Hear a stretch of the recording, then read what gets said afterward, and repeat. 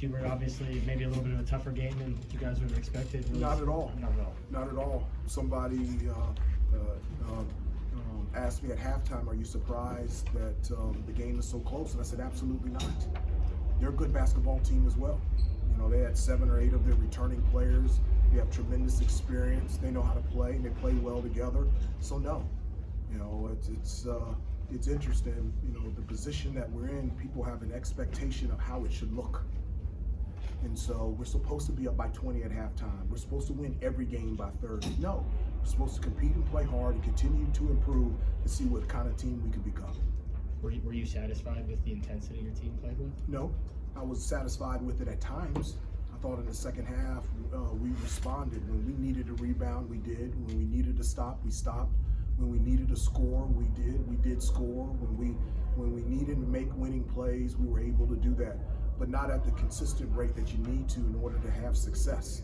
And that's the thing that I was frustrated with. We were doing things consistently throughout the game that we haven't worked on at practice. And so I talked to him after the game. I don't have any understanding of that.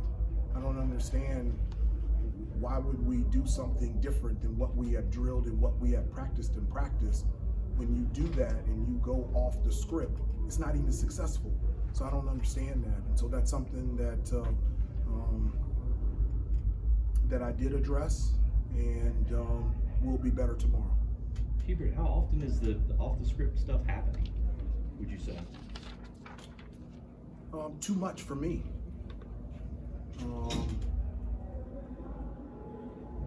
I think one of the most difficult things for anybody, but especially for 18, 19-year-old kids, is to handle the noise from the direction of praise. And that's something that, look, I'll be honest with you, you know, for me, it's never about the end result. It's about the preparation, the practice, and the process, and your play. And in order to play for me, you gotta have my personality. I'm emotional. I'm ready to fight. I'm ready to compete. I'm ready to get after it. And as a player, if you can't match that, or you can't mimic that, or if that's something that's not part of your personality, that's going to be very difficult to play for me. Hubert, it's Thanksgiving. You guys won, but you don't really seem happy. I am happy. I'm very joyful. I'm very joyful. Again, CL, it's bigger than wins, losses. I just, you know, I want us to consistently compete. And for the first, 5 games, it's been there for a half. It's been there for moments, but it hasn't been there for a full 40 minutes on both ends of the floor. And so, it's November. We got to continue to improve and to get better. But I'm very thankful.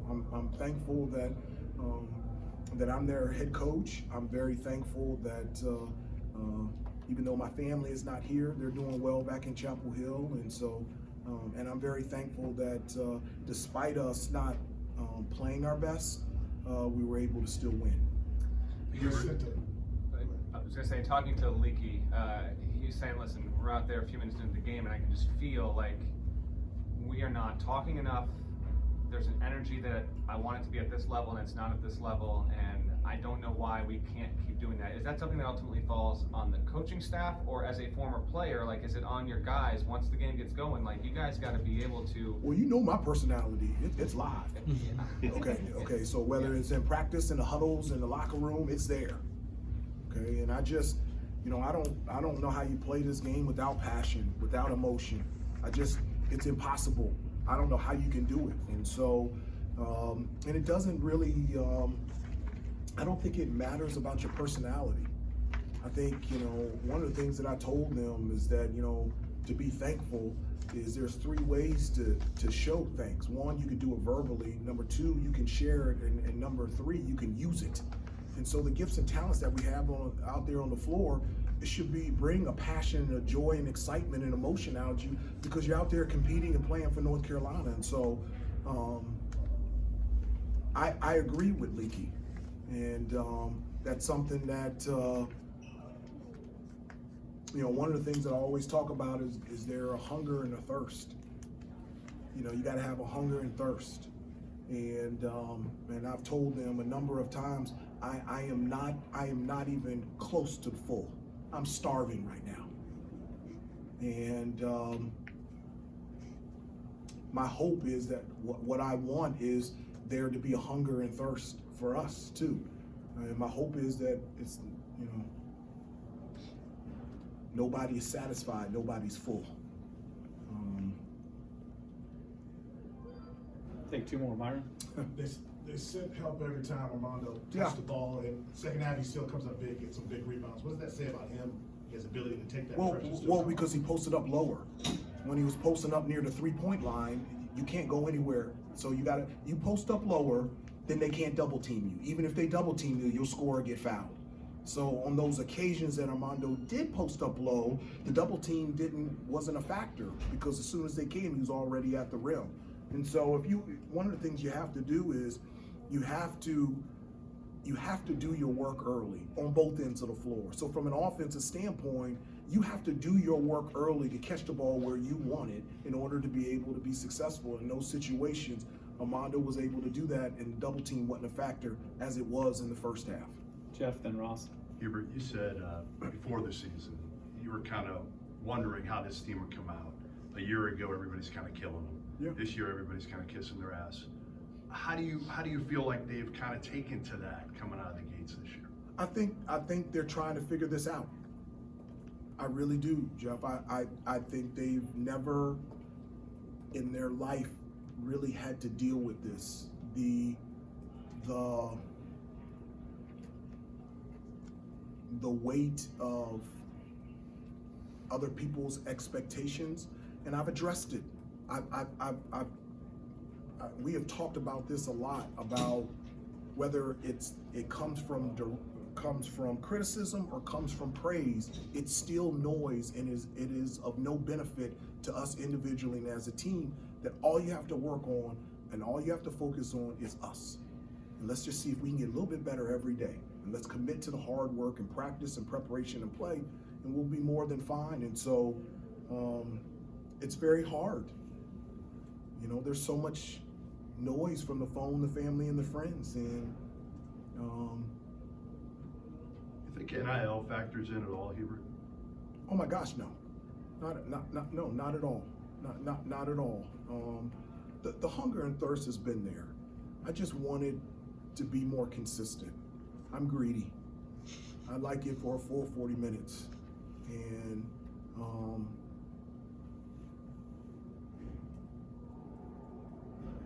but I wouldn't want to coach any better team or be a part of any other program than this one. I love these kids. They're unbelievable, great kids trying to figure stuff out on the national scene, and I'm glad they're going through this. This is going to be great for them this year. This is going to be great for them outside of basketball and moving forward. And I'm very proud to be in a position to help them and walk alongside them through this process. And so it's an honor and a privilege, and something I am also thankful for as well. Last one, Ross. Pete Nance had probably his best offensive game so far. Yeah. 28 points, 5 threes. What'd you like about him? Was it good Because to he see made this? shots. Shots, yeah. I like it. I like FGMs, you know, and you know, Pete,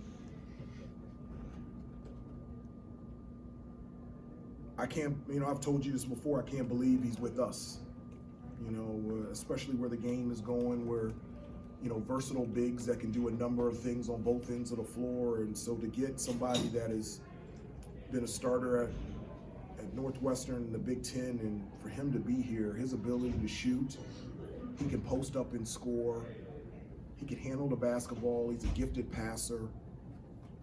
Defensively, he can guard guards on the perimeter.